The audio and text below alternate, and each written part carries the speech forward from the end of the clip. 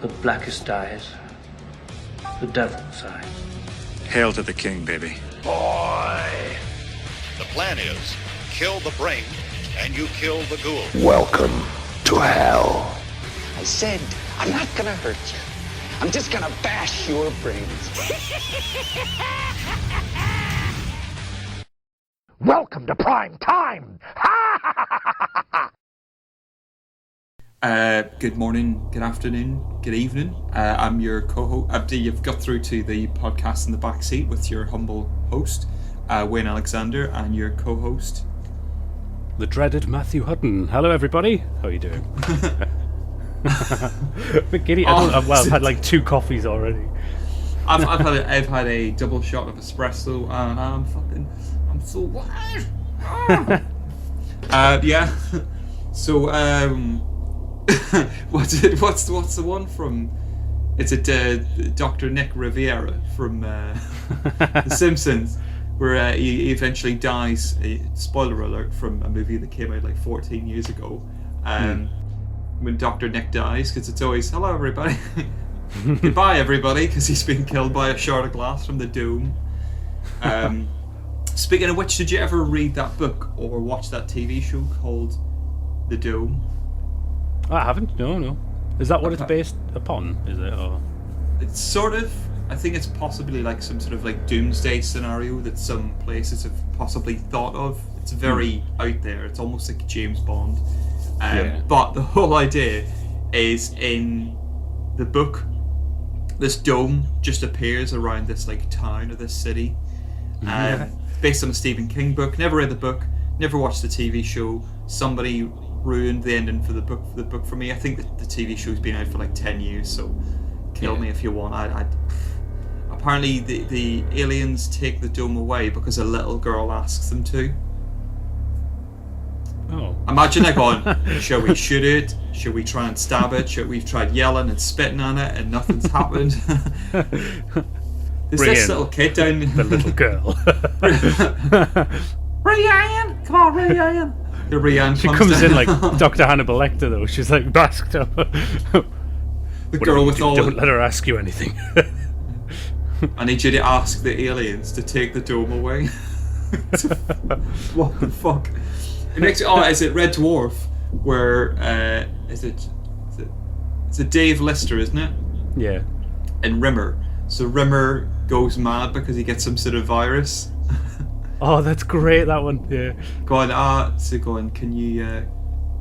you help me? And he goes, no, I can't help you.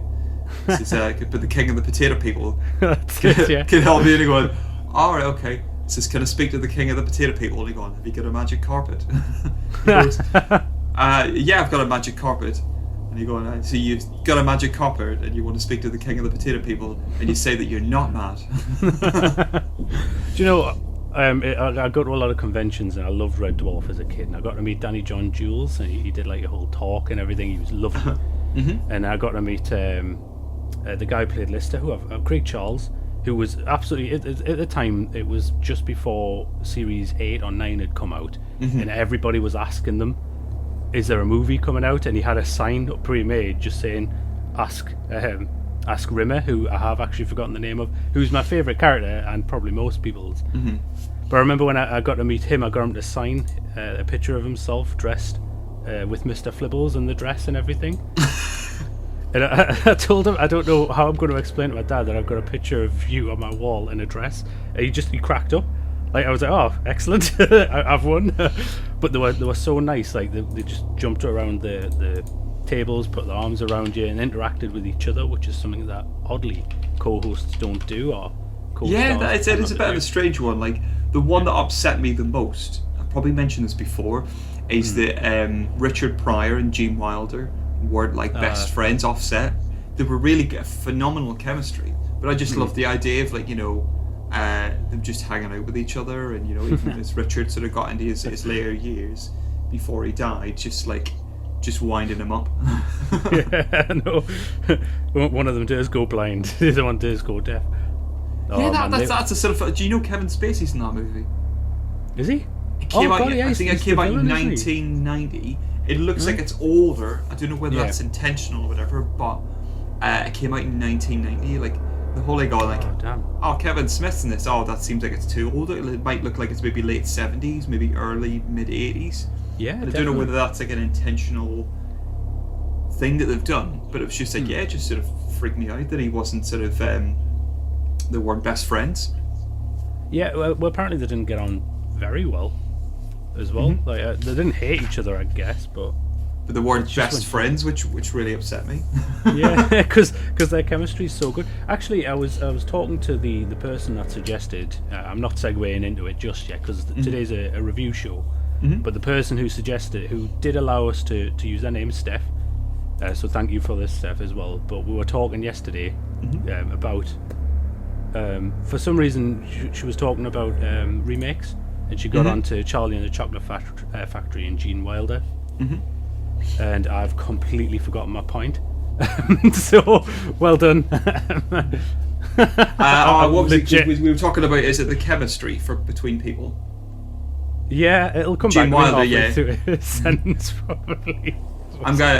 Anybody who is listening, I'm going to get a phone call or a message about like 3:30 in the morning in a cold sweat. Nipples. It was about nipples. It's about nipples.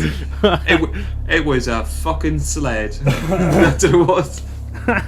The entire movie was about a sled. I love that.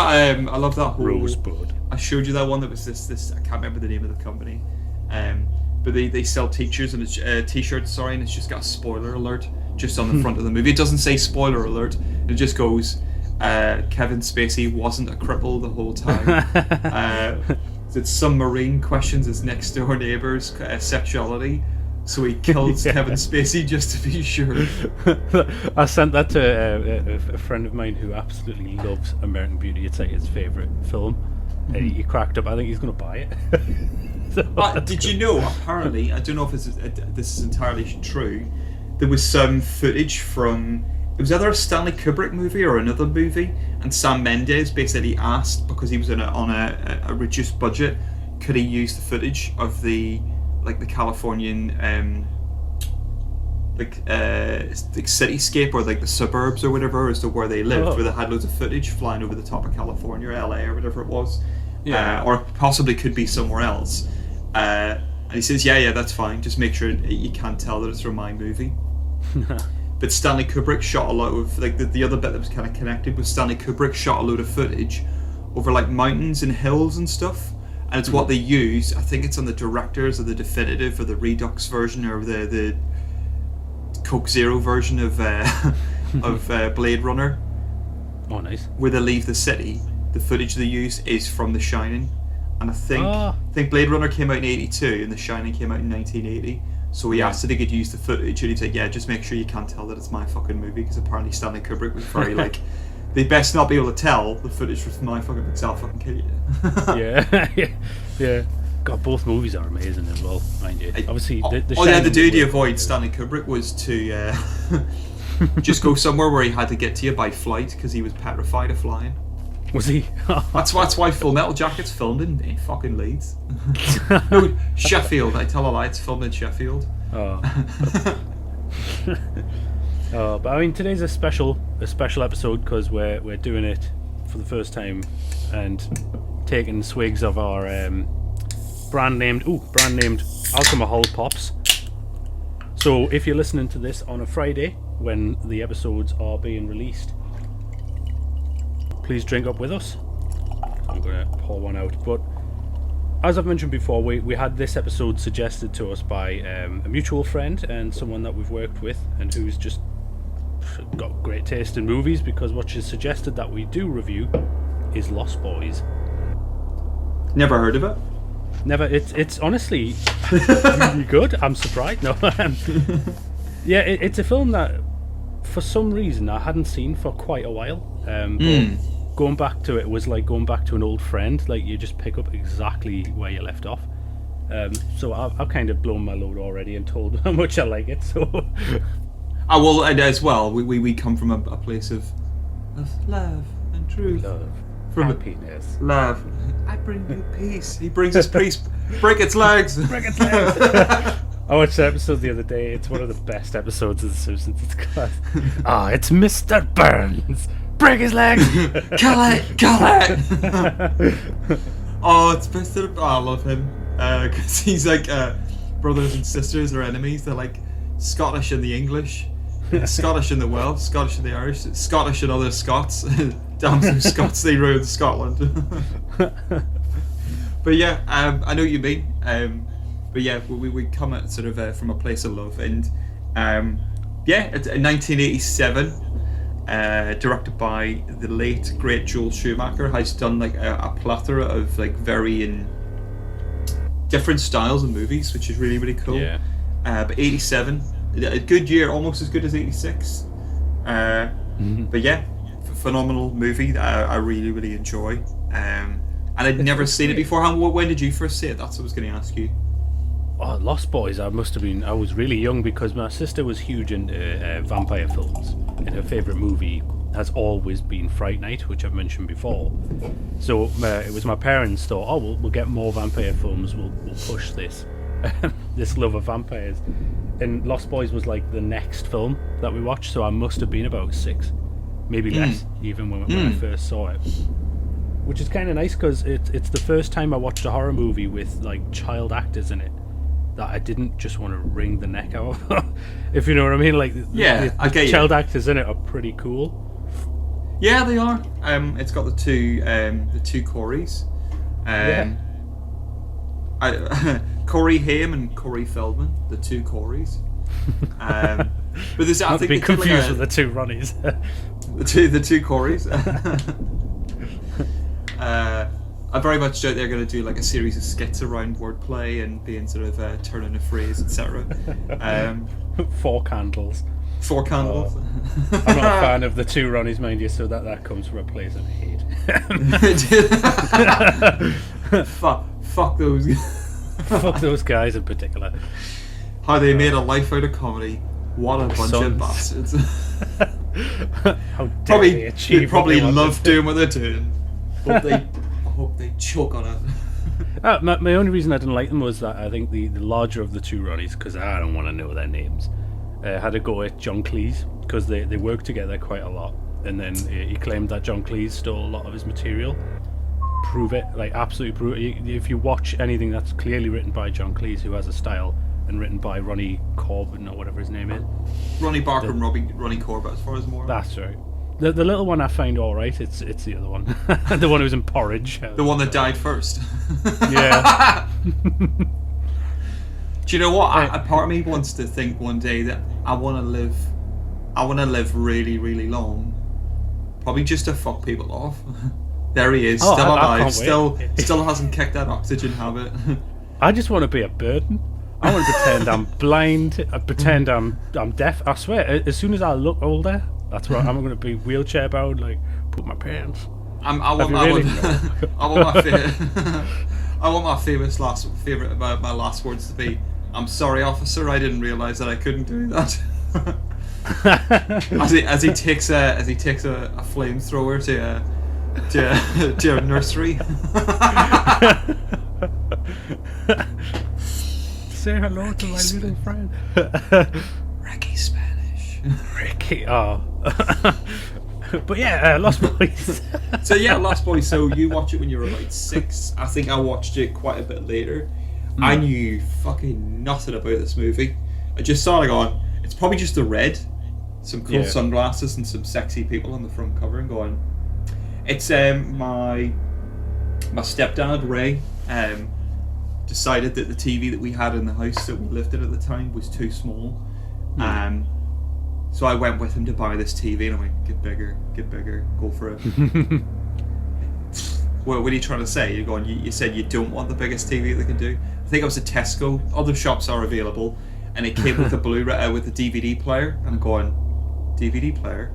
I've seen adverts of these on VHS whenever I've rented a movie from Extravision or Blockbuster, and going, get it right. We'll be like the coolest people in our village. We'll be the first people in the village to get a DVD player. Going, is he the guy? Yeah, he's the guy with the DVD player. So it's the first one I bought. They were very expensive whenever they first came out, the DVD. So I think I dropped like 25-30 quid on a DVD. Yeah. And put it on, connected it all up. Fucking HDMI. And HDMI would have been SCART, I think. Plugged in the SCART into that bad boy, hit the power button, TV automatically changed over to it, and then just watched this film, just like knowing fucking nothing. Didn't even realise it was vampires, because I don't think anything gave it away on like the paper sort of slash That's plastic true, cover actually. you used to get on it. And I absolutely loved it. I think I watched it about 10 times. I think I watched like maybe once or twice a day for like a week. Nice. Just because I was so taken by it, and I'm going, oh, who's that band, or who's this, and what's that referring to, and it was just very, very sort of cool. But yeah, it was amazing, and I've watched it loads, and I think I just can't stop thinking about Sexy Sax Man. Yeah, no. That's immediately as soon as he appeared, I messaged Steph again, who suggested this about Sexy Sax Man, and I just said that man has the ability to turn me, like to turn everyone at a glance. I fucked that man. Yeah, pretty much have to, I guess. But yeah, there was a few things that I noticed this time round, because when you're really paying attention, obviously what they're trying to do. Because as you were saying, when I first watched this, I didn't know anything. We'd seen likes of Dracula and things, and that's just what vampire films were. They were kind of sexy vampires, very usually English. And I've also seen like Breakfast Club and things like that. So when you look at the cover, you think it is the darker sort of Breakfast Club, kinda, if you include vampires. But there's just obviously the world that's being built around is so cool. When I first put it on yesterday, one of the first things I noticed was, to world build, there's this chick who kisses a rat. Did you notice that? Because I've never noticed that at all until now. So Matt, for anybody who is listening, the word rat can refer to more than one thing depending on the locale where you live. I see. So what sort of rat was it?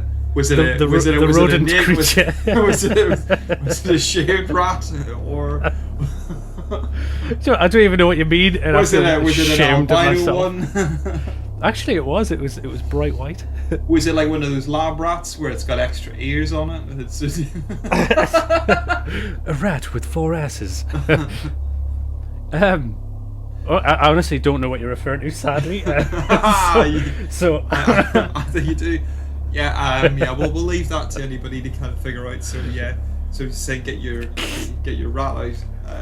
That's not what we're referring to. We're referring to an actual rat. I think I was watching a different film. I've got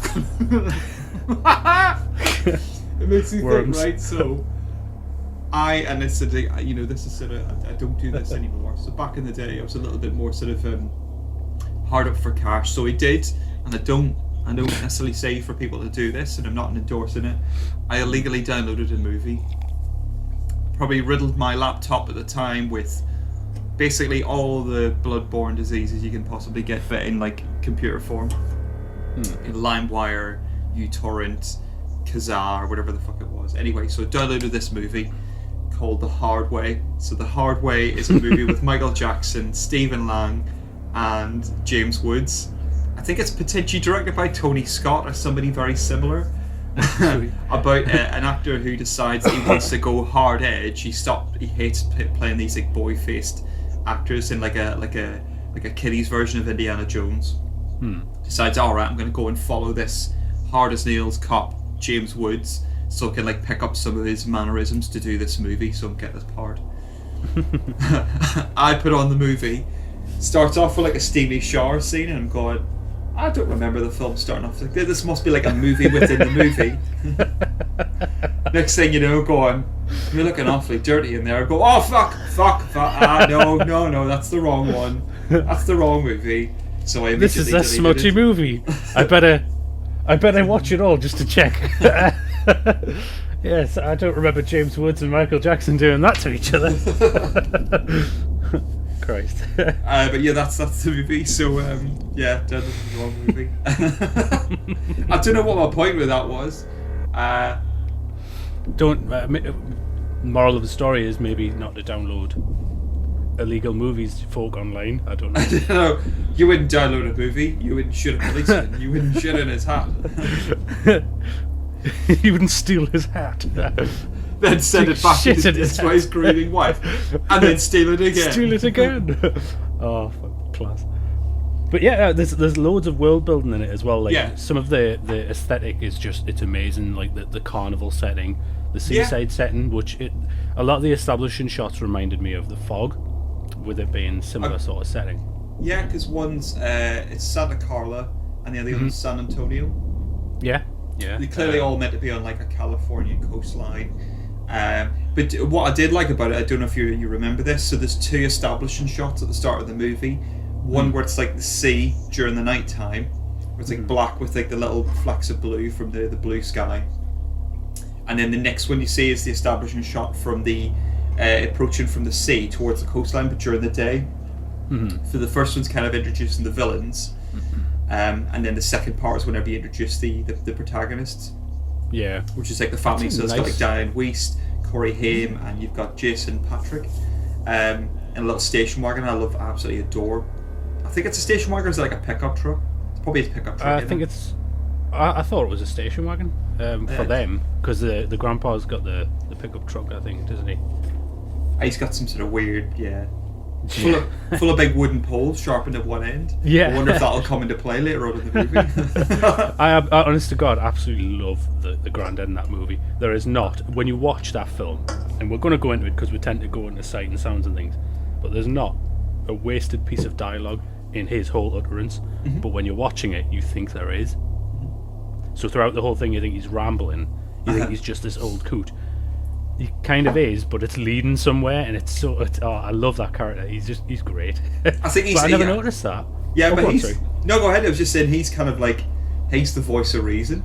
Yeah. Oh, don't go into the town. Why?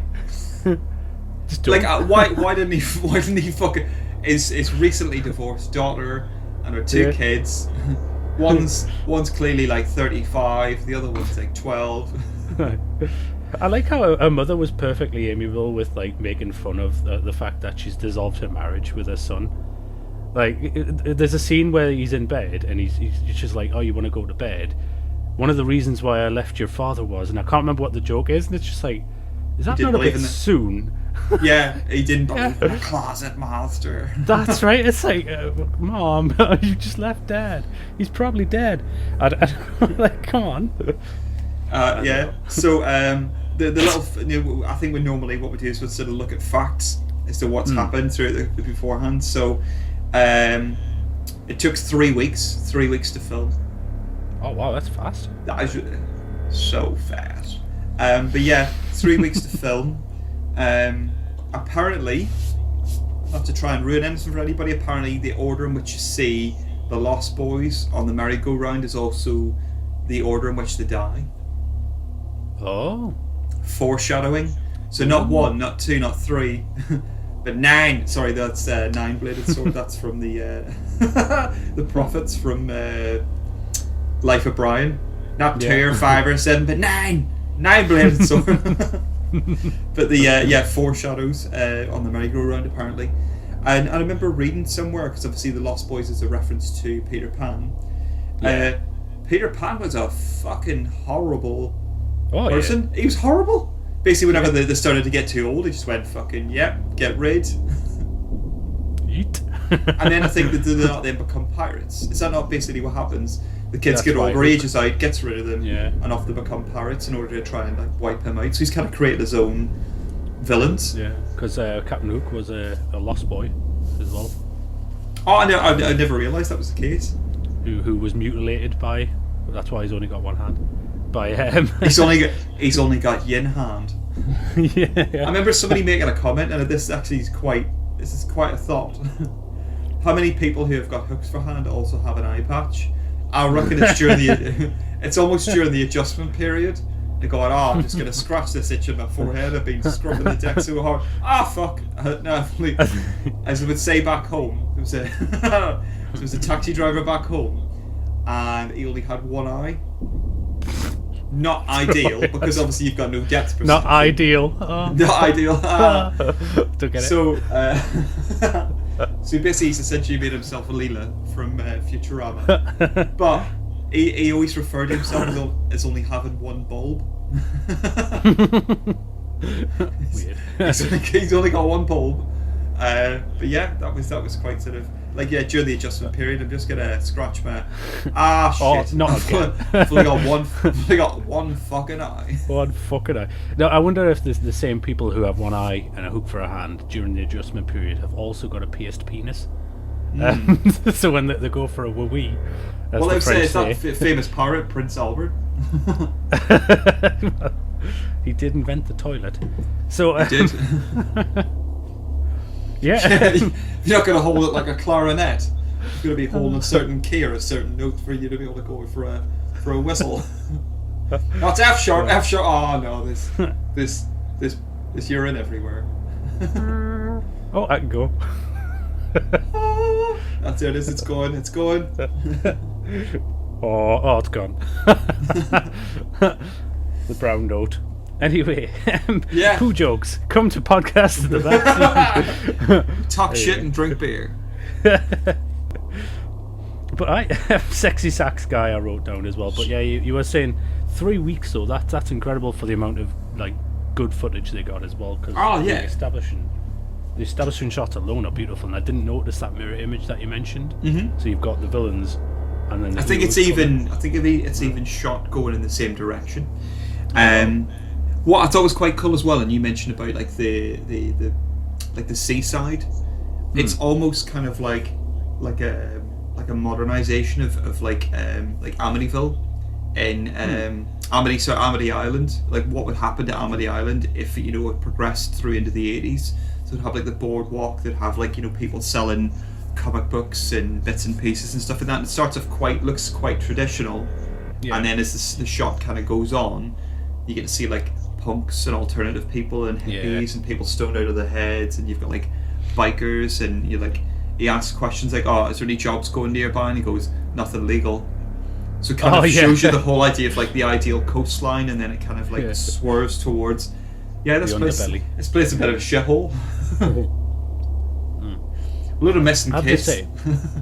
I have to say, like that, it looks like one of the greatest comic book shops I've ever seen in my life, because I'm a huge comic fan. Yeah. But that whole bit where he's talking to Corey Feldman about, well, issue 742 shouldn't be with 238 because Superman didn't even know about red kryptonite and all that bullshit. No, they're numbered. Put them in chronological order, you lunatics. You can't find shit that way. Oh, right, I need one where, Superman's got several dicks. That's going to be over here where, I don't know, Lois Lane also has several dicks. I'm going to get another beer, sorry. That's cool. But that was just a gripe. I couldn't help thinking, this looks great, you've ruined it, stop it. Put them in order. They are literally numbered. Not even in right order. You've mixed Marvel with DC. You put the horror comics with the kids comics. Yeah. I vomited. I've got Excel spreadsheets. This is how cool I am. Excel spreadsheets with the comic books I've got. So fucking cool with their price guides and things on them. I've not updated them for a while, but they're numbered. You don't need no special Dewey Decimal System with comics. They're fucking numbered. What the hell's wrong with you? So yeah, Lost Boys is a good film. But whoever dropped the ball on that bit? Right, it's almost like they did immersion it for the dialogue. Bastards trying to world build. What I had to look into as well, and I never realised, sort of the Frog Brothers, played by Corey Feldman and the other dude.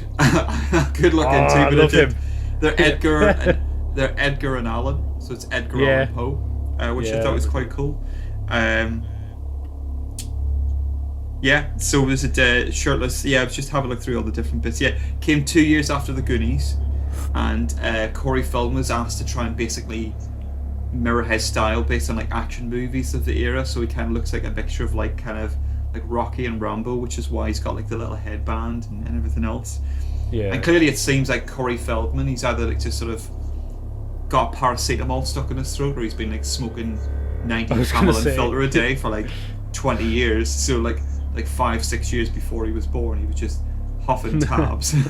Which is why he's got that gravelly voice.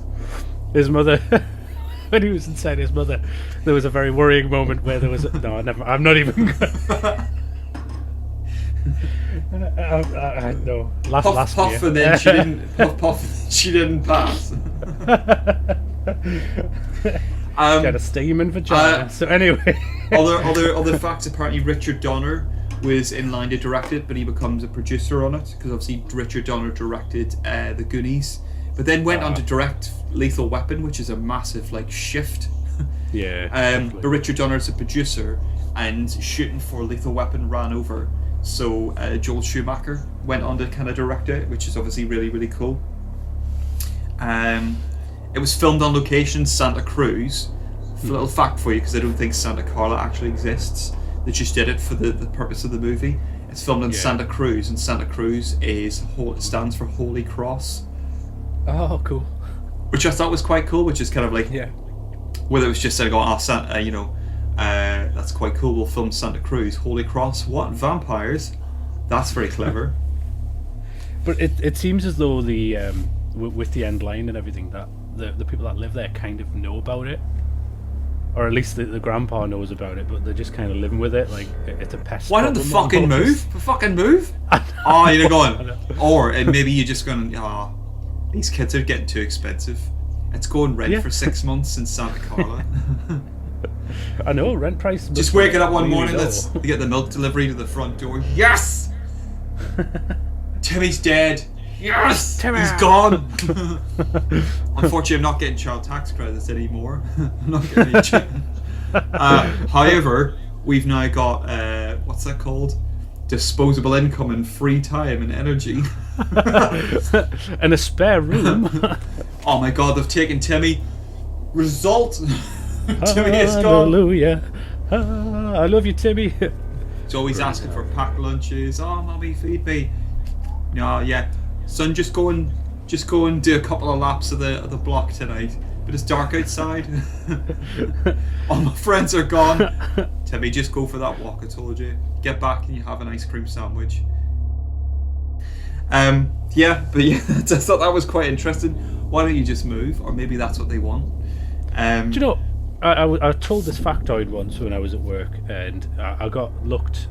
I got a look by the entire team because it was during a team meeting as I was part of, like a dog that had been shown a card trick. So they were looking at me like cocking their heads because they were talking about death for whatever reason, and I find it hilarious. So I said, "Do you know that the most common cause of death is your heart stopping?" And people are like, "What do you mean by that?" It's a joke. Like, if I've got to explain the joke, then I'm. Do you know why it's so much funnier when you have to explain the joke? So any joke that just flies over my girlfriend's head, I'll be like, no, we're gonna stay here, and I'm gonna show you the diagram, and I'm gonna show you. This is why it's funny. No, laugh. Why won't you laugh? So she's crying in the kitchen. Because she likes to play. The police have turned up. Kidding. No. Yeah, we can move on to the, unless you've got other factoids, because I couldn't find any. No. The last one I had was apparently Jim Carrey was gonna play a vampire in the movie, because I think he plays a movie called Once Bitten or something like that. All I remember is just he'd done a vampire movie beforehand. Oh, nice. I've not seen. Not the one with Nicolas Cage. Was it called A Vampire's Kiss or whatever the fuck it is? Yeah. I never knew. It was a Martin Kemp who was in EastEnders, did a sexy vampire movie with I think it's Alyssa Milano. Oh, really? I could be wrong. Where he's like a perfumier, but he's a vampire. He's a sexy vampire. He was also in Spandau fucking Ballet. But yeah, so Jim Carrey was going to be in it. And then it's got 2 sequels, and apparently they've been doing a TV show for a little while. Have they? Which hasn't quite worked. I wouldn't like to be lumped with the whole idea of doing a movie around or a TV show around the Lost Boys, because I think the movie lasts like an hour and 35 minutes or something like that, and it's very breezy. Yeah, you. And what I will say is it's finished. Shit happens within the space of 5 days. yeah. Whereas the move to the town, find a girl you like, fawn over the sexy sax man, speak to her, and then he kisses a rat. Drink out of some sort of. Dirty. Yeah, it's all seems to happen within the space of a week. It's just the fucking shit happens. But then, the TV series, I don't know. It reminds me of bit because they've done one for From Dusk Till Dawn. Apparently, it's such a waste of time because it's just the movie spread out. What I would say, I've watched like maybe 3 or 4 episodes. What they do is the Scatty brother, who was played by like Quentin Tarantino in the movie, there's a reason why he's weird, because it turns out he can see things that the brother who sort of plays like the straight man, who was George Clooney, can't. So it's the focus is more so on like the scatty weird brother. Okay. So that's quite sort of like, because it's the Gecko brothers, isn't it? Yeah. Which links in with the Frog brothers. Oh, I didn't even plan that. Oh yeah, that. Oh. Not. Twit. Brain. Oh. Shit, do you think that was on purpose then?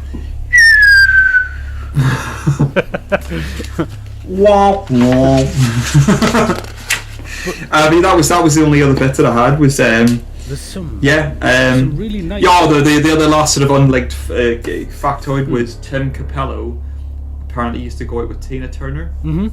Because he was the sax man / keyboard player in Tina Turner's band. Yeah. And Tina Turner apparently had some sort of strange record deal. I think it was like with Universal or Warner Brothers or whatever it was. And basically, she got to pick roles in movies in which she could act in, as well as doing music. Jeez. So that's why she's in Mad Max Beyond the Thunderdome. Oh.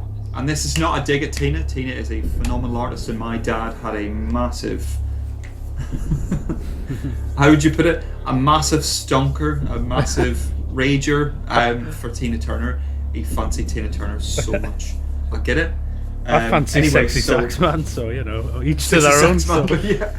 But yeah, so he, so she got to pick a couple of movies, which is why I think she's in Mad Max Beyond the Thunderdome. Yeah, I think she does some of the music for it. Yeah, but he got to be because they were in a relationship. She got to pick whatever she wanted. Going, I want sexy sax man in my band, and then I think they just buffed each other for a bit. Yeah.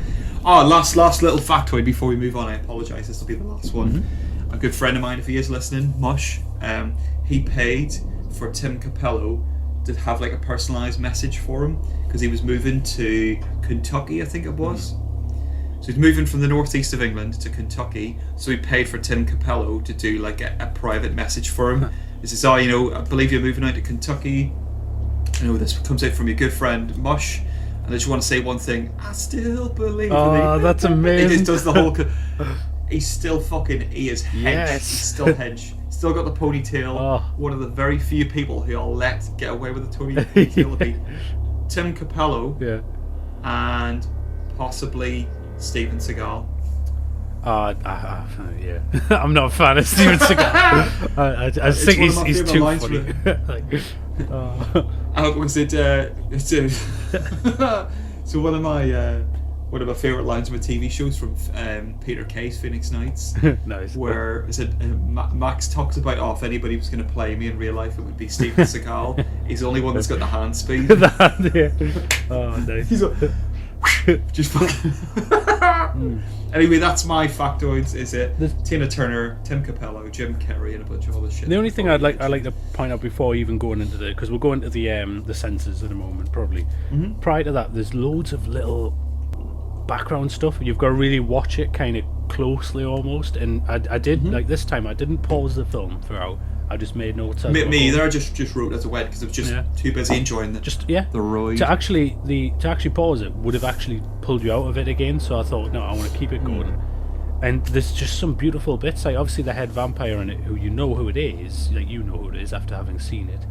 I guarantee you didn't guess the first time you watched. The main reason being is that he's already suspected in it. It's the mother's boyfriend, and one of the nicest touches that I didn't notice until this time is when he talks to Michael, and he's like, "Well, you're the man of the house. I'm not going to step foot in here until you invite me in," which is a big vampire like, "Oh, here we go," and you immediately think that, but it's preceded afterwards with the whole dinner scene where he eats garlic. You see his reflection, things like that. So you're like, oh, okay, then he was just a scapegoat or a false sort of suspect. One of them red herring. Exactly, yeah. And at the end, it's explained like, you silly boy. What is it he says? You silly boy. You silly boy. If you invite a vampire, you know that you're powerless. Except all the other vampires, obviously. So I'm guessing he's some sort of head special vampire. But he's a cult leader. Well, exactly that. Yeah, because he had his children. He's quite mild mannered. Like, you go and you get to live forever. Yeah. You'll never die. And your boss owns a video shop. Yeah. What the? That's another good point. Yeah, the video shop thing as well. He's so low key for a head vampire. Normally you think of the likes of Dracula, so they've got a whole castle, basically King of Transylvania as well. Or you've got they're always really grand if they're the head vampire or special. He's not. And if you were a vampire, for example, if that would be real, to not be found out, that's exactly sort of how you would go about things. You keep it as low-key as possible. And there's just beautiful little touches like that I don't think are present in other vampire films. I think it's quite disarming, and sort of maybe you would have to learn as you got older. Yeah. Depending on how old he is. Where he would sort of like, alright, what I'm going to do is I'm going to be quite disarming, I'm going to be very charismatic, but also very understated and mild-mannered. They wear these I'll just run a video shop. ugly sweaters and these glasses. Oh, fucking awful. And it has to be said, because I'm going to roll into the censors now, the site, as it were. The prosthetic makeup is amazing. Oh, yeah, it's phenomenal. Every one of them. And on him as well, he looks so cool at the end. And it has to be said, Keith Sutherland's makeup is the best. By far. Oh, but by far, yeah. And you can see that the makeup department, they didn't just put the same makeup on. And I quite like Buffy the TV series, but every one of them got the same sort of makeup, where each and every one of those vampires were done to reflect their own features, and I think that's so important, in my opinion. But go on, sorry, I'll let you continue. No, that was it. Basically, it was apparently the first time that the word vamp out was ever used. Really? Was in that, and then it gets used loads of times during the course of Joss Whedon's Buffy the Vampire Slayer. Oh. But yeah, vamp out, which is kind of like, he's vamping out. Yeah. He's turned into a vampire. But I think it was really clever because it capitalizes on the features of the people that play them rather than just like the same. And that's not to be disparaging towards the TV show, which obviously was very sort of trailblazing to a certain extent during its time. Heavily influenced by Lost Boys. Of course it was. Because Joss Whedon was the one who did the movie. Yeah. Which has Donald Sutherland in it, which has got like the vampire connection as well. Yeah. Which is quite cool because I really like that one. I can't remember what her name is. Yeah, the original Buffy. It's still Buffy Summers, yeah. But I can't remember who. But Rutger Hauer is the head vampire. Yeah. Oh. Fuck. Pee Wee Herman. Yeah. It's like his little one-armed little sort of like little side, like sort of like right hand. Great movie. Aha. Very good. Great movie. Very good. It's so much fun, yeah. And it's got fucking Luke Perry. Yeah. The late great Luke Perry. I think it's possibly one of his best films for me. And going, I'm a vampire. Now you're a coat rack. Yeah. He's dead. But yeah, really sort of fun. I think, but yeah, the whole vamping out bit is really kind of. I think that's impressive that that's the first time. I honestly do believe as well. Lost Boys was so you watch a film likes of Halloween, and we always go back to Halloween because it was a trailblazer and it was such a large trailblazer. So when Halloween came out, nothing was the same afterwards. They made a lot of slashers. They made a lot. Every time horror was made, there was more background things going on. Music was different because of the influence. Likewise with Lost Boys.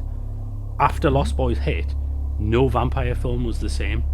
You've got, and sadly, I'm not a big fan, Twilight has a lot to thank from Lost Boys. Twilight is a modern day Lost Boys almost. They're sexy vampire like teens. It's just a very up to date version of Lost Boys, where they've changed other elements and made them not, in my opinion, so cool. And if you do like that, no, I get it. It's one of those things where, like, vampires, don't get me wrong. Previously, when it was like, say, Bela Lugosi's one, he's very charismatic. Yeah. Not Not necessarily sexy, but still charismatic, and he draws you in. And then Christopher Lee, sexy vampire. Then you got Frank Langella, sexy vampire. I think Jack Palance, sexy vampire. And then this one kind of brought up more modern day, and gone like, all right, what would it be like if he wasn't a count? He didn't have the coattails. He didn't have the red with the little medallion hanging from his neck and everything else. And going, what happens if he wore a biker jacket and listened to some fucking cool tunes? What if he was just had a his ear teen? pierced and shit? Yeah, and I think that's really cool, because if something like that was to exist, that's how you would go about it. Not to keep going on about that. I just think it's important that horror you draw from reality. So if you were to see Count Dracula walking around now, he'd stand out like a sore thumb. Where go on, that's he's killing people and sucking on women on the women's neck. I'll stay away from him. He bathes in blood, the sick fuck. I only do that when no one's looking. Like, but I think that's important because they could have anything, mate. I wouldn't. Exactly. But I really think that's important because with the likes of Lost Boys, they brought it to the modern day of the time, and I think I said to you as well, it's one of the most 80s films I've ever seen in my life. All the hair, it's I'm going to roll into sight because I've noticed the time again. But I've noticed as well the use of slow motion in this film, and I don't know if you noticed any slow motion at all. It was perfect, because the way it was used was to enhance the scene rather than to for the spectacle. It wasn't for spectacle at all. It was to show how fast a vampire is in comparison to a normal person. And it's beautiful. The only bits I remember from slow motion was the bit where it's Michael and David, and I don't know if there was any kind of like, maybe they just picked like quite, not to be disparaging towards those names, but like Michael and David are quite common. Yeah.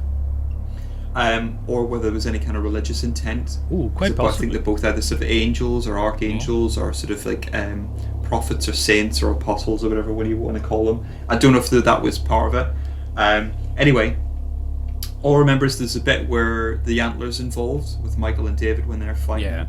And the only other one I remember is the bit where Corey Haim's character walks into the room and he like sort of opens the blinds, and it sort of takes a while for it to catch up. Mm-hmm. It's the whole idea that the light is then filling the room. Yes. He's thinking, oh fuck, he's gonna die, but he doesn't.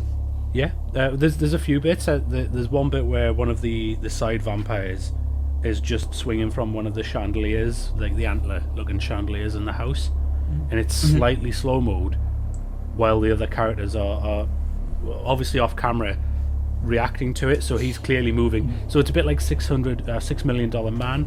They use a lot of slow-mo when he's running, and it's apparently supposed to be him. It's weird, if you slow something down, that it shows somebody moving faster. But how else are you going to portray that other than speeding it up, in which you're going to look ridiculous, I guess. I mean, like Airwolf. Yeah. God, I saw those. What we're going to do is we're going to get footage of a helicopter and we're going to speed it up really fast. We're going to have a good guy and don't Ernest Borgnine. Takes you back to God damn. Jesus. If he's listening, so I went to a pub quiz at my local bar. I think they're like 5 minutes walk away from here. We used to go to a pub quiz. I think it was a Tuesday night. So we went, and there's a lovely gentleman who just made the same jokes every week, and he wore double denim, or as what people refer to as the Texas tuxedo. Don't double denim, man. Oh no. Double denim.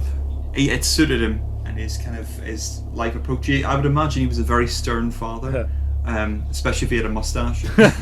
Anyway, so we went to the pub quiz. I don't think I was there at the time, but it always got brought up. So a good friend of ours, we were talking about, it was a famous book that got made into an animated movie with Angelina Jolie and Ray Winston, and he went, Airwolf. It's not Beowulf, Airwolf. Airwolf. So that every time they're going, oh, what's that famous animated movie directed by Robert Zemeckis and Ray Winston? What's your character's name? Stringfellow Hawk? You savvy? Anyway. You know, I spoke to my partner. It actually winds her up when I say you savvy, because savvy means you understand. So essentially I'm saying you savvy. No, you understand. It's right up there with DC Comics, which is Detective Comics. Yeah. Or when people say... what was that? Oh, when people say, because obviously in the line of work we do, which we'll not go into obviously, but when they say my PIN number, the N in PIN means number, you fool. So I'll always say to them, right, so have you got your pin? And they'll go, oh, my pin number. No, your pin. And you can hear them like, what? It's like the head telling the side of a dog that's been shown a card trick again. Yeah. But yeah, again with Sight, because I've only got a couple more bits on it. The use of darkness, obviously, they're vampires. So the beautiful reveal of is it David? You mentioned there, the main vampire. You know they're vampires at this point, but there's like that darkness where he's looking away, saying, "You're one of us, Michael," and then he turns, and you see Keitha in his full makeup for the first time. Beautiful transition. The use of stuffed animals. I imagine there's more symbolism in there. I'm not smart enough to get what that is. But the grandpa keeps giving is it Sam, the young kid, stuffed animals and spooking him with that. I feel as though there's symbolism there for some reason. Like, is he warning him or giving him some sort of hint? I don't get it. But the best thing I noticed, and I'll notice this mostly being a Halloween fan, the use of point of view in that film is great. It's just where like you're flying from the perspective of the vampires towards the victim, but I don't think it had ever been done like that before. As far as I'm aware, anybody who happens to be listening, please drop us a message at Podcast in the Backseat. What is that, Matthew? Oh, that is at Podcast in the Backseat, I do believe. It's Reeves and Mortimer product. No, it's not. Sorry, I've got myself mixed up with another show. But yeah, that's what it is. So just drop us a message if we're wrong.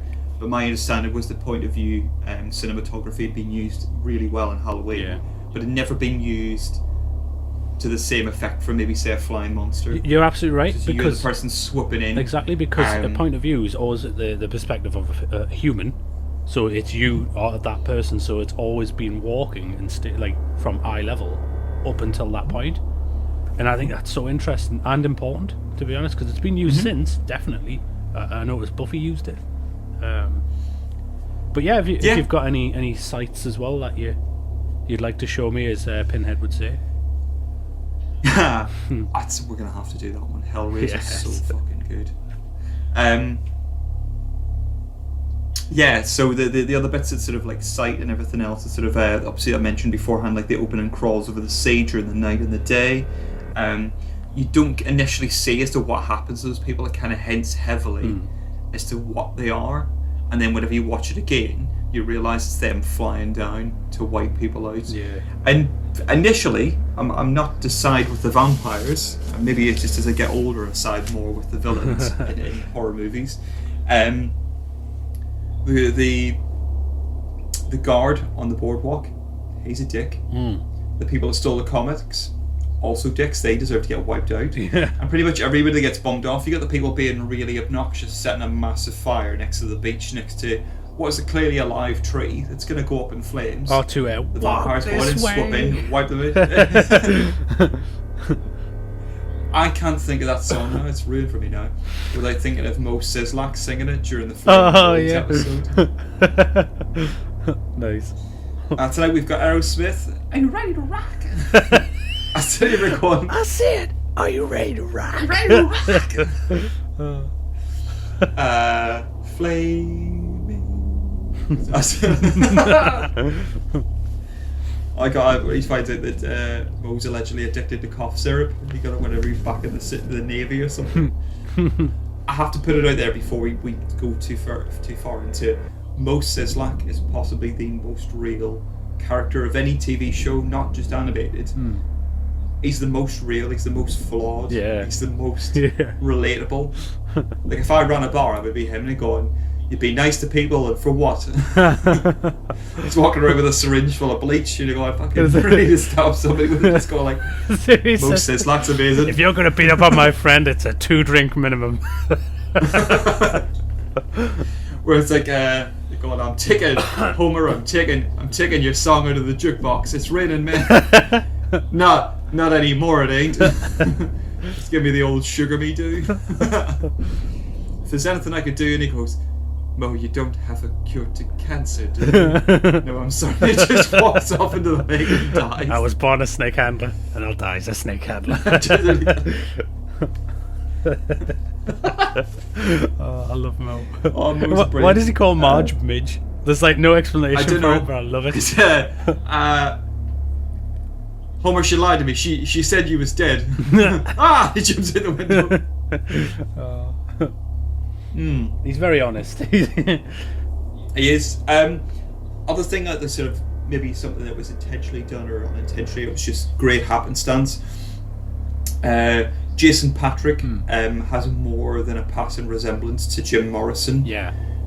Which there's music throughout the course of the movie. Yeah. And apparently Kiefer Sutherland didn't want to do the movie initially because he thought maybe vampire movies were a bit kind of maybe passé. And he says, no, we're going to get an excess to do music for it. We've got Jim Morrison, we've got Echo and the Bunnymen, we've got a bunch of other music going. I spent about a year living in Australia. Yeah. I think he lived in Sydney or Adelaide or something. He went, an excess, I'm a huge fan of an excess. Well, yeah, I'll do the movie. Nice. And then obviously it's got this iconic soundtrack. Yeah. Which links in really well with the site. And I think it sort of jumps really cleverly between something very horrific happening and then back to the sunny climes of the Santa Carla during the day, whenever like people are sitting doing like skee ball and all that kind of stuff, which is quite cool. No, you're absolutely right. What you were saying, that the sound works beautifully. Like with those point of view shots, there's a lot of diegetic. It's hard to tell, is it diegetic, non-diegetic sound of what sounds to be either rodents but clearly bats flapping or flying, or the weird screeching sound that they make. So yeah, I was going to mention that because it's like quite ominous. Yeah. With clearly like flapping noises, even though they don't appear to flap. Yeah. As far as I'm aware, they just fly because vampires. And you never, you never see them at all as a bat. You see their toes as they're holding onto the thing, which is kind of bat-like. And one thing actually, which just popped into my head there, I don't know if this was intentional. Did you notice the scene in which Michael's floating and he's on the phone to his mother to say, "Mother, I'm okay," or whatever it is, and Sam's like freaking out? Is that a parallel to Salem's Lot? Because he's hovering outside of Sam's window, but in a more comedic way. So do you know how on Salem's Lot? I never thought about it, and I've not watched Salem's Lot. Have you not? Oh, okay, well. In a while. No, I've seen it before. It was one of the films that my mum said, "Don't watch Salem's Lot," and I watched it and I went, yeah, it's fine. David Soul. Yeah. But yeah, David Soul, who I absolutely adore, because I think his character's also called David Soul. Yeah. And apparently he loved fast cars and sleeping with women whilst he was driving fast cars. Fast cars and fast women. David Soul, the movie. Fast women? I don't know why that kind of...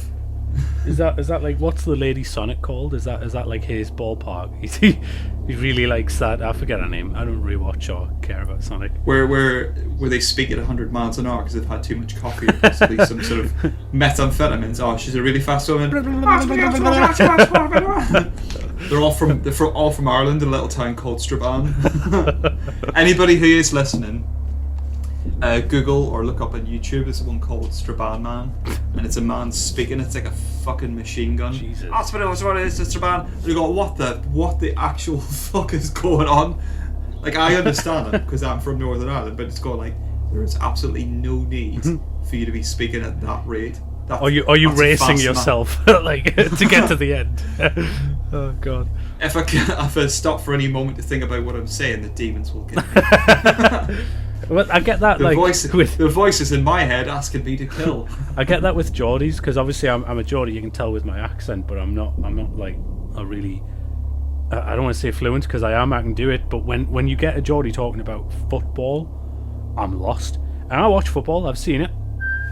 I've seen the. I've seen the footage ball. Like, I've seen the game. Yeah, and the way they go on, and for some reason they go high pitched. It's like, are you all right?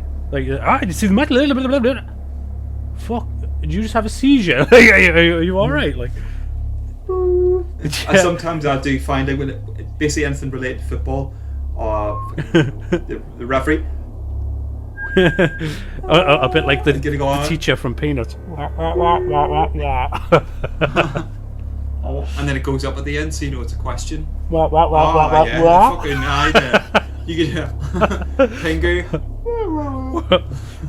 Oh god, no. Oh, if you've never seen it beforehand, they did an episode of, I think it's Pingu in claymation, but I think it's a guy called, I'll look it up afterwards, I think it's Ian Hardcastle. So he does these amazing movies done in claymation. I think so I've he's seen done it, two, I think. He's done one for Pingu, but it's a recreation of the blood test scene from The Thing. Yeah, it's class. They've also done it for Frozen. Have they? Oh, that's class. So I think there's a guy with a beard that's in the movie testing people's blood, and it's Oh, that's class. He was the best character in it. I only recently saw Frozen, and honestly, surprisingly alright. yeah. Well, they've done a couple of things. That guy, Hardcastle, I think his name is, has done claymation for other movies. He's done one for like scenes from that movie, The Raid. That is a fucking such a good film. Fight movie. Yeah. I'll never look at a door the same. Oh ever again. God, no! With that, ooh. Or one of those fluorescent lights. Oh. But yeah, that was it. That was the as far as the sound's concerned, there was music made for the movie. Yeah. There's a lot of use of which pipe is really, organ, really good. which I like. And I think it's Cry Little Sister. Yeah. I think that's the only song you could maybe argue that is it non-diegetic? Yeah. So basically the characters can't hear it, is that right? Well, that and because they play Cry Little Sister, but prior to that, is there not? There's another song that plays. Oh, that's going to drive me mad. So People Are Strange? Yeah, at the end. Uh-huh. So I think maybe you can get away with that one as being non-diegetic. I would love to do a movie where just people... Fuck, can anybody else hear that? What the oh, somebody's left a Bluetooth speaker on, or fucking neighbours playing music for. I'm going to get onto the council. Oh, they're just being followed by a sound engineer. Boom, boom, boom, boom, people. Get the fuck off my lawn!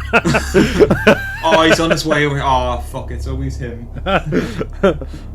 He just likes fucking with people with his sounds. It's a bit like that episode of Family Guy where he's on the bus and he's got his own theme music, riding on the bus, riding on the bus. Anyway. Hope it isn't pee. Hope it isn't pee. Ding fries are done. Ding fries. Would you like some apple pie? I brought these gifts for you. They're up on my bum. So anyway, with sounds, the only other things I really picked up on was the grandpa's dialogue is amazing, and the roar of the motorbikes. Those motorbikes make more noise than any motorbike I've ever heard. But it's great. It works really well for the movie. Like it shows the danger almost that these people are posing a threat, because Michael drives a motorbike, but his doesn't sound anything like theirs, despite the fact he's riding basically the same type of bike. The sound on it is phenomenal, like really good. I think the only last thing I'll have to say about the sound is that I never realised this, that David's dialogue is very minimal. Yeah, it is actually. He says very, very little. Not as little as, say, Ryan Gosling's character from Driver. Or is it Drive? Drive. Drive, I think it is. He says like so little. Maybe a little bit more than Arnold Schwarzenegger in T2. Yeah. Judgment Day. He got paid like 120 grand per word. Jesus. Or like 200 grand per word. Christ. He says so little. Now I know why you cry and why I'm fucking smiling. I'm raking in massive bank for saying very little. We want you to look stoic and almost like a robot, like you're made from iron. Okay. I can do that. No, there's a scene in Lost Boys that I'll always bring up because I love it. It's the bit with the takeaway where he gives them the rice. He's like, maggots, Michael, you're eating maggots, how do they taste? And it's the bit where he shows them the noodles. If you listen to Michael's dialogue, he looks at it and goes, swarms. I don't know why that cracked me up. He doesn't say it's worms, it's swarms.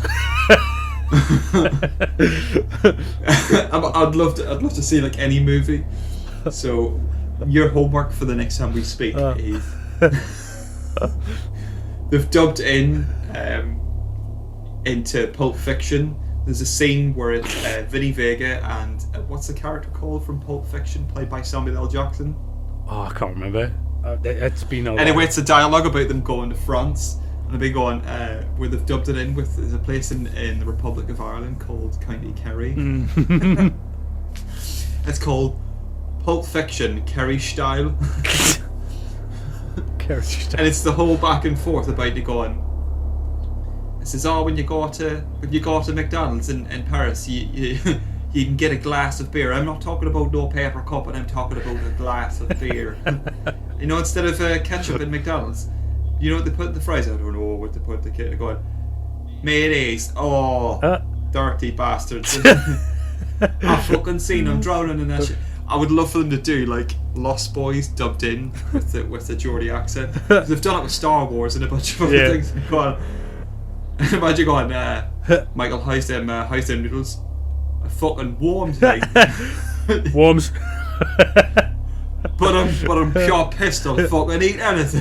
You fucking scrub. Don't do it, Michael. You're drinking blood. Blood? Fuck off, man. You had away shite. It's Buckfast, man. It's Buckfast. It's a cheeky vintage. The cheeky vintage. Strawberry lattes. I don't know where I'm going with that. A bottle of Mad Dog 2020. I'll fight my own dog. Your dog's just bit us, you fucking piece of shit. I mean, he was trying to save you and stuff, but I knackered him. We're fighting back to back. Alright, so I'll bring like a couple of last little bits and pieces I'll try and keep it on track. Oh, yeah. So I was walking the dog day before last. Walking the dog, finished early, walking the dog, coming back from this beautiful walk. Had a delicious coffee, walking past what's the company called? In sort of beep word bingo, whatever the name of the bingo company is near where I live. And some guy, little proper chava, going, mate, does your bite dog? And I went, does your dog bite? And I just replied with 2 words, he does. And he just goes, well, tell him to fuck off then. And I wanted to go, tell him yourself, he's right in front of you, he doesn't give a shit. Yeah. Vincent, what do you think of this fella? And he said, brush his teeth. Nothing. So that was my little side story. Just going, what an odd thing. Tell him to fuck off. Yeah. Just go, what? There's a friend of mine who's listening as well, bless him. Is he? Yeah, well, he will be listening. Obviously not. If he's listening now, I'm a little bit worried. But he told me about the time that he was walking. I can't remember what it was. He was at a festival back when. Whoa, he's walking. He's walking. Oh, he's walking. No, when he was allowed to during the time, obviously, when festivals were allowed. And I think he was on the way there. Somebody bumped into him with his bike. And he just went, oh, I'm sorry. And this guy went, oh, man, you white bastard. Both of which were white. So all my friend does, because he's a little like me, he just started, he wet his pants laughing at him. This guy got really offended that he was laughing for calling him a white bastard. Like, that's the weirdest thing. But I love people. What the fuck? It's so weird. You're white, yeah. You going, what's the first thing that popped into his head? He couldn't, yeah. He felt his cock. He said, you Caucasian bastard. What the fuck? You Aryan piece of shit. Although that in itself might, I don't know, we won't go into that, but I don't know. I kind of lumped the rest of the senses together as well, to be fair. What do you think it tasted of? Yeah. What do you think it smelled of? To be honest, yeah, the taste, the smell, and the feel, I'm going to lump together mostly because of the time as well, but it was a bit like the fog. It was like the seaside, the carnival. For some reason, watching it, a lot of the boardwalk scenes, I got this sort of popcorny smell. Like, because I've been to likes of the Hoppins, which comes up in northern England yearly, I used to. And I just got that sort of feeling, because it's a coastal sort of region anyway. I think the feeling, though, just to round it all off, is one of the most important parts of the movie, because it's actually the theme, which is peer pressure. If you actually watch it, it's a vampire film, second to basically the peer pressure that Michael feels to do things that these cool people tell him to do, which is drink the blood. And it takes him to... So vampirism almost replaces taking drugs or underage drinking or something like that. So the main theme of it... I thought about the peer pressure aspect of it, but I never thought about its equivalent of taking drugs. Oh, it'll be the best thing that's ever happened to you. Yeah, like the allegory behind it. And I think my last touch is just nostalgia. This movie, for me, is pure nostalgia. I could watch it every day. I love it. But I do feel that feeling, especially, is the most important part of it. Like the aesthetic, the sounds, everything pulls together the theme. The theme is don't just do it because it's cool. He fancies this girl who seems to be linked to these cool looking guys All he had to do was just be like, I'm not going with you guys. Do you want to ride with me or not? No, right, see you later. That's it, done. But he didn't. He felt the peer pressure and became a vampire. So yeah. So race the bike, eat the Chinese food or don't eat the Chinese food. Eat the swarms. Eat the swarms. Dangle from the railway line. You know what? I'm going. Part of me be going like as I've got older, and I'm 35 now. I'm just going. It's not worth it. Nah, especially the railway bit. I remember watching it last night, thinking because, do what we do, Michael. I don't know what he says. He's hanging off it. Fuck off. I'll be away. I don't care how hot shit is. Go away. No, exactly. You're going, hey mate, it's not going to be that good. Yeah, no. Like, she kind of be that amazing if she's having people jumping off this bridge. I know. Because he doesn't know. I never thought of it that. He doesn't know what the fuck's happened. He could have just watched 4 fellas kill themselves. I know. He just went, I'm in. Do you know what? Going, alright, see you later. We've got Bill and or Ted. just go, oh yeah, I've got this fancy jacket. Fuck it, that's what I'm going to die in. Off the bridge, dead. You've got the fella who hasn't fucking aged a day. I think his name is David Worth. Yeah. He's the smouldery Death by Stereo guy. Yeah. Very minimal dialogue. And then you've got the fucking. Yeah. Like the guy looks like he's trying to like epitomise like the Twisted Sister. I was gonna say he looks like Michael. What's his name? He's like Beavis and Butthead. Yeah. Just fucking brilliant. He looks like Bon Jovi. Yeah. Fucking 4 people just died, and they go on. Imagine he just jumped off. Like, I want to see the director's cut. We're like. The Snyder cut. Michael just fucking jumps off. He's dead. Yeah. And the four just going, oh shit. They're trying to initiate him, and he's got to go through the fog before he turns into a vampire. Oh shit. He didn't drink that blood, did he? Shit. No, I didn't. Oh, he faked it. Yeah. He said he was gonna do it, but he's faked doing. Oh shit. Yeah. So that was it as far as I like sort of like feel. And taste and touch and everything else is sort of.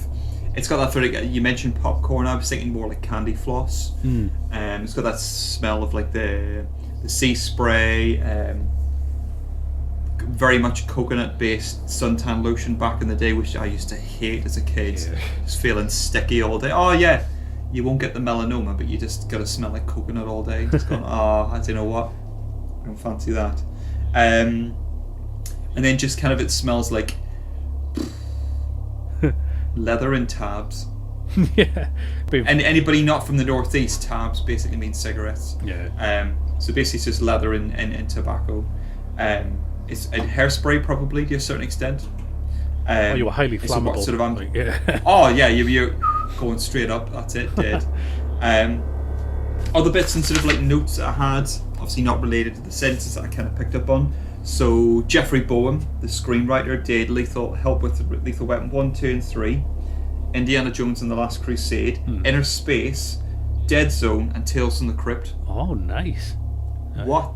That is like phenomenal. You kind of see that thread that kind of joins them all. Yeah. Because like the Last Crusade's got quite a bit of horror, particularly as it pertains to the Holy Grail. Yeah.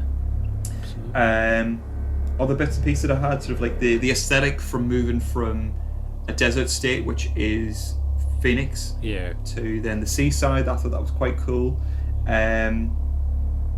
Vampires Everywhere, the comic book, I thought it referenced Christopher Lee, which I thought was quite cool.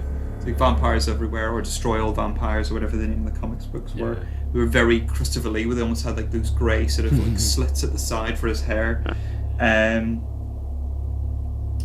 David, as far as the villain's concerned, as I mentioned beforehand, he's not too bad because he only hit pricks. He only people who were fucking arseholes. Yeah. I did notice as well at one point where he's knackering those people listening to Walk This Way. He bites the head of one of the characters in it like an apple. Oh, the full. He fucking scalps him, doesn't he? It's going. It's class. Like biting a massive apple. He peels his head.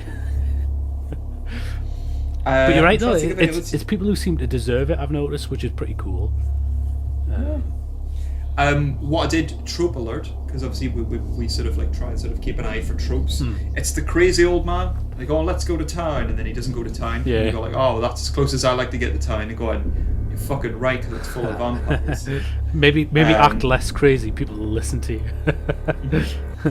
One thing I did have, it was just like a little afterthought, and going to that little bottle that's got his blood in it. Yeah.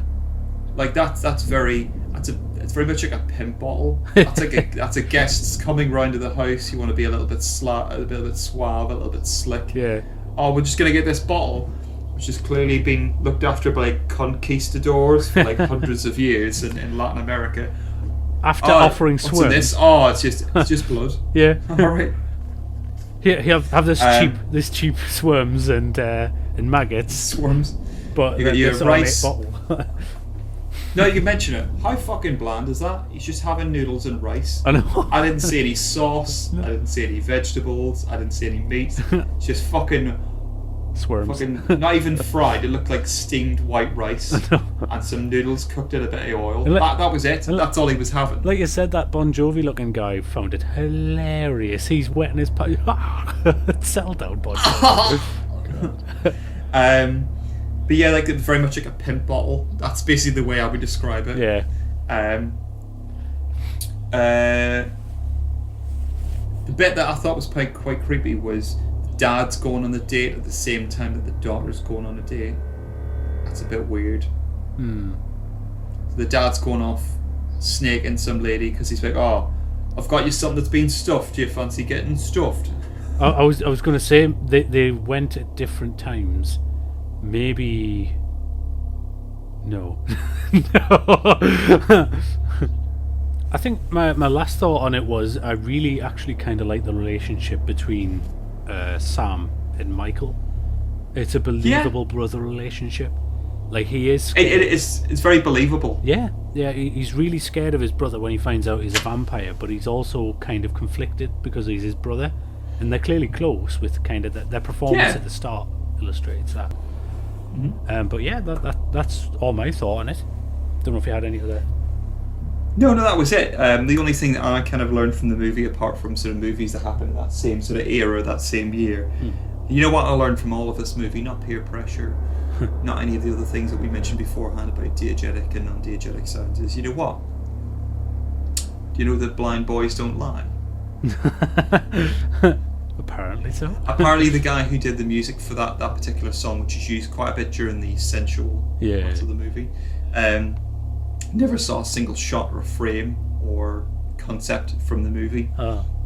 So just explained the movie to him. He did the soundtrack for it, and then it's just phenomenal. Apparently Marilyn Manson did like a cover of this like a little while back, which is quite cool, but still not the same. I have to check it out though. But yeah, I never knew that blind boys don't lie. Blind boys don't lie. No, it's like it's only for the Peter sight. Griffin in Family Guy, sort of like, and they're going, oh yes, who have you brought into the courtroom? It's the ghost that never lies. But this blind boy don't lie. He doesn't lie. he don't lie. None of this Shakira shit where they're talking about people's hips don't lie. This little fella who's visually impaired, he doesn't lie. Hips lie, they can see. Car. What are the last things I thought of was like this? It's another precursor, a bit like Nightmare on Elm Street. That it was precursor to Home Alone. Oh yeah, okay. Like comes to like the invasion thing with like they get everything sort of sorted out and going, oh, garlic don't work, and I go, but holy water does. Yeah. And he goes, he's fucking dead. Then you've got Death by Stereo, he's dead. Yeah. You've got Bill and/or Ted, Alex Winter. Yeah. He's done some phenomenal documentaries, by the way, about like the dark web. He did one about Frank Zappa. Yeah. He did a movie called is it Freaked or Freaks, which is loads of fun. Oh yeah. Which has got Randy Quaid in it, who is fucking nuts. Yeah. I love the man. But he's absolutely nuts because he thinks that Rupert Murdoch's out to get him. Which, in all fairness, he probably is. Oh, Rupert Murdoch's out to get everyone, really. In fairness. That was the only other bits. What I was thinking about at the time, what other movies came out in 1987? What other movies would that have had to compete with at the box office? Beverly Hills Cop 2. All right. Stakeout with Richard Dreyfuss and Emilio Estevez. Lethal Weapon came out the same year. Fuck it, that is a phenomenal film. Yeah. Especially if you see the deleted scenes from it. Predator, 1987 as well. Was that 87? Shit. 87. It seems much newer. I think that was the intent that they've done with it. I think the director, which is John McTiernan, I believe, directed it in the jungle. Interesting fact, apparently the guy Sonny Landham, who played, is it Billy? Yeah. The nuts kind of like guy with the headband. Apparently they hired security and going, oh, was it to protect him? No, it was to protect everybody else from him, because apparently he was a fucking raging psycho. Shit. And there was some sort of like back and forth between Arnold Schwarzenegger and Jesse the Body Ventura. They got like they were going to both work out to see the biggest guns. Yeah. Apparently Arnie had the wardrobe department alter Jesse the Body Ventura's cuffs on his sleeves on his t-shirts to make them seem tighter, but then whenever Arnie turned up, his was like way bigger than his, and just going, fuck you. Your ma. Your ma. I got to meet Carl Weathers again at a convention. He was so nice, like really. My friend Dave, if you guys listening, he got to meet him and he said he was just a really nice guy. He had loved time. seeing him in Arrested Development. Yeah, he's class at that. Brilliant. You got a bone, you got a stew going. Yeah.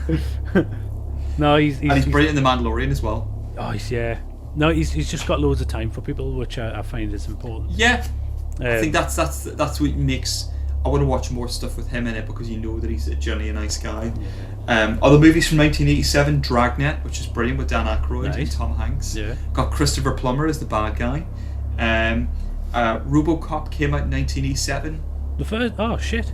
I thought it was earlier. That is so good, and like the Jesus allegory for that is quite apparent. Yeah. And like the advertisements that happen throughout the course of the movie, which is a recurring theme for his movies. God, 87. Nightmare on Elm Street 3 came out this year as well. Oh, Nightmare 3 is arguably the best sequel, in my opinion. It's a departure from the original, where it's got Heather Langenkamp in it. Yeah. But it focuses more on other people's stories, and the whole idea is, so what would happen if people said you were crazy? Yeah. As a result of being haunted by Freddy, and then what would happen within those confines. And I think he was still known as Larry Fishburne back then, but he changed it to Lawrence Fishburne. Yeah. It also plays with lucid dreams as well as an idea. So those who have control over their dreams, what would that be against Freddy? He has more control, sadly, over dreams. Freddy will fuck you up. You know what? See that bit where you're sleeping? He has you. You're dead. Yeah. Oh. But that was it. That was the sort of like 1987 was a phenomenal year. 1986, however, yeah. I think was arguably possibly better, because whenever I had a look into it a while ago, I think the top 20 movies for 1987. So 1986 was, I think, Top Gun, Crocodile Dundee, The Karate Kid Part 2. There was a bunch of other movies that came out that year. Yeah. Aliens. Nice. Fucking unreal. First Bueller's Day Off. The Golden Child. I think it depends on where you lived at that time. Yeah. Cobra. Sylvester Stallone playing Marion Cobretti. There's a bunch of other great movies that came out. The Fly came out in 1986. Nice. I think 1987 was also the same year as The Running Man. Oh, nice. I feel like Running Man's a phenomenal film. Yeah, I feel like Aliens alone was enough to smash 87. Sadly. It has the only alternate design for an alien that works, which is the Queen alien. Yeah, I think sort of it was good to sort of like it's one of those films, and I think we talked about it, that we're potentially going to do. Well, we are going to do like a feature on movies where the genre shifted in a completely different direction. So might make that prime example being Season of the Witch. Yeah, might make that next episode if you fancy it. Oh no, definitely, that would be really, really cool to kind of discuss it. I'm sure there's ones that I've got in mind that you have in mind, and sort of ones that would possibly not, we might debate, not argue over. But it would be nice to see the reasons why as well. So why do you feel this is a departure, things like that. But yeah, out of I would say out of 10 swarms, what would you give? Oh, very good. I like that. I raise a wanky craft beer glass to you. Yeah. Out of 10 swarms, I noticed that. I asked Steph, who was the person again, and I want to thank her for offering this as a suggestion. If you've got suggestions, please do. Our Podcast in the Backseat is the Instagram page. Although I've just said it. What was that again, Wayne? I've forgotten. That was at Podcast in the Backseat. Drop us a message. Please not try to sit and promote your coffee cup, which is a few messages I've had. Oh, we've got this amazing coffee. That's amazing, but it's clearly just spam. Thanks. But yes, please, if you have any suggestions, please drop us in. Particularly if it's nothing that we've kind of seen before. That'd be great. I'm very much excited about exploring gaps in our knowledge, which I'm sure is vast and numerous. But yeah, that'd be quite cool. So out of 10 swarms, what would you say? Well, the lovely Steph gave it the solid 10, which will be the reason why that she picked it. Well, she would, because she's a fucking snake, isn't she? But if you are suggesting them, you don't necessarily have to pick it because it's something you like. If it's a film you just would like to hear us talk about, that's cool. Obviously, Steph chose to pick it because it's one of her favourite films. I would honestly, it's a solid 9 for me. The reason being is... I would agree. I would agree 9 out of 10, so like 90%. I'm sure there's aspects, because there's very few and very far between where it's a solid 10. Oh, yeah. And there's ones I think maybe we've intentionally sidestepped those ones, because like how else are you supposed to go like, oh, Jaws, oh, it's fucking perfect. It's, what do you say? What would you think? Oh, it's like it's going to be the shortest episode ever. What do you think it's for? It's brilliant. It's mint. Watch it. It's a 10. I think it's brilliant. The bit with the shark comes up like I love the jump scare. But yeah, no, and as I say, 90. I mean, 90 from us both. That's great. That's like 18 out of 20. 180%. Yeah, exactly. out of the 100%. But I think the main reason that I give it the 9 is because it's so rewatchable. Watching it again, I could honestly watch it today and enjoy it as much as I did yesterday, which is when I watched it again. It's so much fun. It's like a soothing soup or a casserole or a weighted blanket. Yeah. Or a gentle cupping. Or just, as you might put it. But someone just telling you that, life's been hard, but it's okay. It's okay. It's like maybe somebody who's the big spoon and you're the little spoon. It's that lovely... a little comfort that you get from watching that movie, and I get it. There's a bunch of movies where I'll do the same. Just let it happen. Just eat your swarms. Shut the just fuck leave up. it in. Just leave it in. A little to the left. But yeah, phenomenal film. I'm glad that I kind of watched later on in life. Yeah. When I say later on, it's not like I'm fucking 93. I think I watched it like I was like 12, 13. It's great. It's really, really well done. Lots of fun, very revisitable. You probably watch it like once a month and still not get sick of it. It's quite brief as well. It doesn't run on for like what seems to be an age. It's got a lovely. It's a simple message, and it's tight, exactly. as you say. It's so tight, and don't drink from the bottle when you don't know what the fuck's in it. Exactly. Don't give in to peer pressure is the entire premise. That's it. There's also vampires, so instead of don't take the drugs, don't sleep with that girl, you don't know where she's been, or do you know what I mean? Don't move to Santa Carla. Don't move I mean, I would, just for sexy sax guy, really. Tim Camello, if he is listening, you'd have to, wouldn't you? Yeah, you can't say no. But to be honest, it's one of those films I can't pick a fault with it, so though I'm giving it 9, that sounds as though I can pick some fault with it. I can't. I think there's better examples of horror out there, likes of Jaws. Like I said, it's a legitimate, perfect film. Where Lost Boys, in terms of a vampire film, is pretty much perfect. It's really good. It does the job, but it's I would agree. It's lots of fun. It is. That's what it is. Like sort of like, I wouldn't have to set time aside to sit and watch it. Say an example of a movie where you have to set time aside would be maybe say. Because it is quite long, but obviously it has quite a lot to cover. It's like, say, The Hateful Eight. Yeah. Deer Hunter's quite a long movie. Say maybe a Godfather movie, if that sort of tickles your fancy. but I could just do you fancy watching Lost Boys? Yeah, just chuck it on. It's only like an hour and a half long. It's going to be loads of fun. We'll both enjoy it and we'll move on. It's an easy-going sort of game you can watch with your friends. Fucking film you can watch with your friends. Be like, do you want a couple of beers? We can watch Lost Boys. Sweet, let's do it. Whereas you're not going to do that with the likes. You're not going to be like, oh, do you want to get a couple of pints and watch Hereditary? Or do you know what I mean? Do you know what? With you, I would. Be like, our kid's fucking. She's had the peanut. You know the way you're not allowed to have peanuts. She's eating peanuts. Look at her. Mug. She's got too much head on her beer. Well, not anymore. She doesn't. Oh, she's lost her head. Because she's deed. She's never going to get ahead in life. Anyway. Oh, God. Yeah. And then you've got the and then you've got Gabriel Byrne in the movie. But yeah. Yeah. Lost Boys, honestly, highly recommended. If you've not seen it, where the hell have you been if you're listening to this show? Especially. Give it a listen. And what we'd like to throw in there is fuck Twilight and watch Lost Boys. Absolutely. If you've watched Twilight and you've not seen Lost Boys, this isn't just me saying it. This is you can tag him in this as well, Robert Pattinson. He'd probably agree.